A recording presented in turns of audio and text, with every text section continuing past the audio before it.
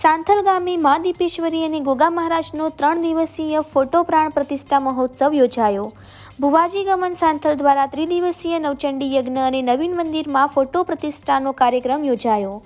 મહેસાણા જિલ્લાના જોટાણા તાલુકામાં આવેલ સાંથલ ગામે મા દીપેશ્વરી તેમજ ગોગા મહારાજનો ફોટો પ્રાણ પ્રતિષ્ઠા મહોત્સવ યોજાયો હતો, જેમાં હજારો માઈ ભક્તોએ માતાજીના દર્શન કરી ધન્યતા અનુભવી।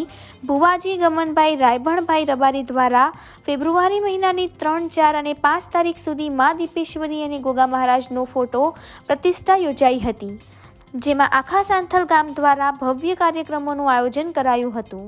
જેમાં શુક્રવારના રોજ ડાયરો યોજાયો હતો, જેમાં ગુજરાતના ખ્યાતનામ કલાકારો સહિત ભુવાજીઓ હાજર રહ્યા હતા અને શનિવારે ભવ્ય વરઘોડા સાથે નવીન મંદિરમાં માતાજીનો ફોટો સ્થાપિત કરાયો હતો।